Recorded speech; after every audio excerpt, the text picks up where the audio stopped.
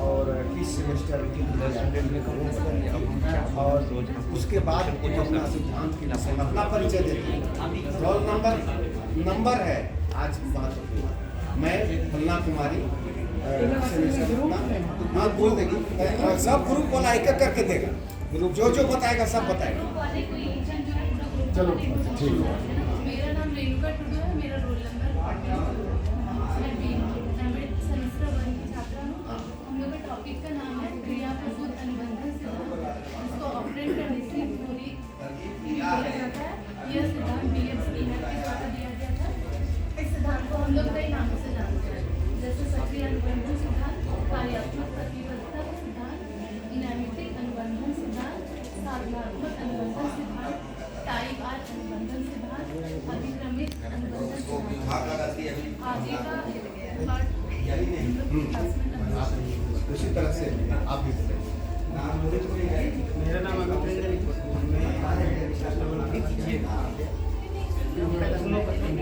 उनका जन्म 25 मार्च 1940 में हुआ था। उनका मृत्यु 18 अगस्त 1990 को हुआ था। अवध इसका संयुक्त राज्य अमेरिका में हुआ था। उनका नागरिकता संयुक्त राज्य अमेरिका में ही हुआ था। शिक्षा हार्वर्ड विश्वविद्यालय से हुआ था। और पैसा इनका दार्शनिक आविष्कारक, विश्वविद्यालय शिक्षक, लेखक और कुछ काल नेशनल मेडल। इन्होंने पूरे प्रयोग को एक एक्सपेरिमेंट में किया था। उस एक्सपेरिमेंट को ये मॉडल से बताएंगे। Sir good afternoon to all of you. मेरा नाम राहुल कुमार पांडे है, मेरा रोल नंबर 11 है। और इन्होंने एक प्रयोग किया, चूहे पे प्रयोग किया। इसके बाद उन्होंने कबूतर पे भी प्रयोग किया था। तो ये इस मॉडल के में हमने चूहे के प्रयोग को दर्शाया है। इसको हमने 4 तरीके से समझाया है। हर एक में एक मैसेज है। फर्स्ट में अगर देखते हैं बॉक्स को, तो ये एक बॉक्स का निर्माण इन्होंने किया। इस बॉक्स को स्किनर महोदय ने बनाया था, इसलिए स्किनर बॉक्स कहा जाता है। इसमें क्या था कि एक लीवर लगा हुआ था और ये फूड चैम्बर था। इस जैसे ही लीवर दबता था, फूड चैम्बर से फूड यहाँ कलेक्ट होता था। 2 बॉल लगे हुए थे, एक ग्रीन एक रेड, और ये सारा चीज रिकॉर्ड होता था जो यहाँ बनाया गया है। मैम चूहा, इन्होंने इस एक्सपेरिमेंट को कंप्लीट करने के लिए एक सफेद रंग का भूखा चूहा लिया और इस चैम्बर में इसे बंद कर दिया। चूहा बहुत भूखा था, पूरा उछल कूद करने लगा। उछल कूद के दरमियान अचानक उसका जो ये हाथ है ये इस लीवर पे चला जाता है और इस फूड चैम्बर से फूड यहाँ कलेक्ट होता है और चूहा की जो भूख होती है वो मिट जाती है। ये जो प्रक्रिया है थोड़ी देर पर उन्होंने कई बार प्रयोग किया। चूहा कई बार प्रयोग के दरमियान चूहा अंततः लीवर को दबाना सीख जाता है और भोजन को प्राप्त कर लेता है। यहाँ जो भोजन है वो रीइंफोर्समेंट का काम करता है और जो उसकी भूख थी वो उसकी आवश्यकता थी। इन्होंने पॉजिटिव इसी चीज को, मतलब लीवर को बार बार दबाना और अपनी आवश्यकता को कंप्लीट कर लेना, पूरा कर लेना, इसी को नाम इन्होंने पॉजिटिव रीइंफोर्समेंट दिया। पॉजिटिव रीइंफोर्समेंट कहने का मतलब था कि जो कार्य हम करवाना चाहते हैं वो बार बार रिपीट हो, इसीलिए इन्हें पॉजिटिव रीइंफोर्समेंट किया, जिसे मैंने इस चैम्बर के माध्यम से बनाया है।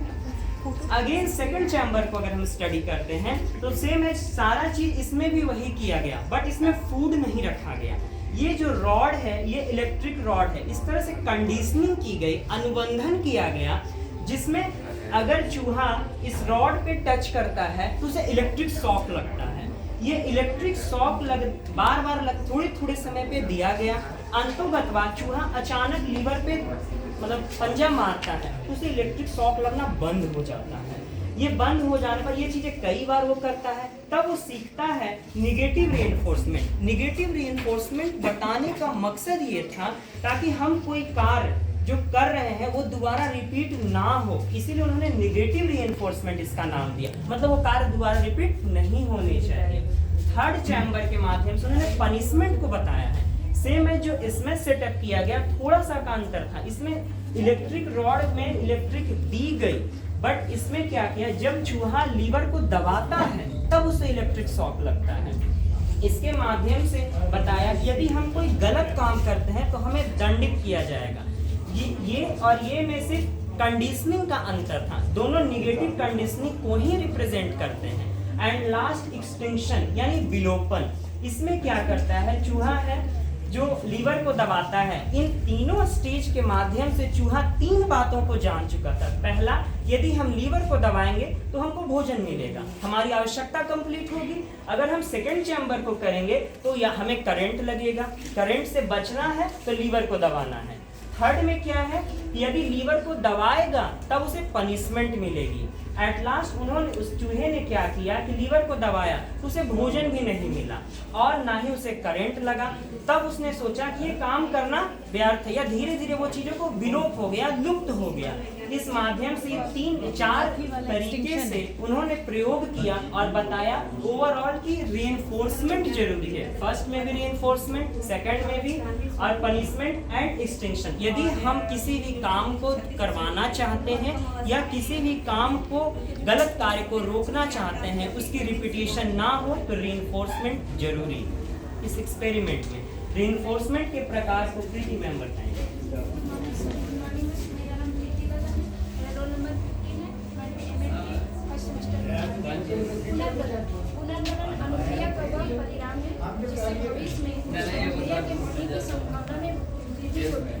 तो ऐसे हम कर सकते हैं, जैसे मॉडल हम लोग बनाए तो उसमें से आप लोग से जब बोलेंगे मॉडल कि क्या है, मॉडल मॉडल क्या है, मॉडल क्या, व्हाट इज मॉडल? आप लोग अभी तक जितनी भी बात बोल रहे थे सब किताबी बात बोल रहे थे। तो टीचर जब किताबी बात को पढ़ाएगा तो किताब से लड़का भी पढ़ता है, BA में पास सब लड़का पढ़ता सर है। मॉडल लेकिन आप नया क्या दे रहे हैं वो जानना चाहते हैं। मॉडल एक ये माध्यम है सर, किसी भी स्टूडेंट को दिखा के पहले आप हमको बताइए मॉडल किसे कहते हैं, इस चीज को आप डिफाइन कीजिए, what is model? Sir model वही बता रहे, मॉडल एक अच्छा मॉडल माध्यम बोल सकते हैं। सरकार कह रही है कि 2020 एजुकेशन पॉलिसी कह रहा है कि अपनी मातृभाषा में पढ़ाई है, और जब आप मॉडल को हिंदी में जानते हैं तो इसको बनाने के पहले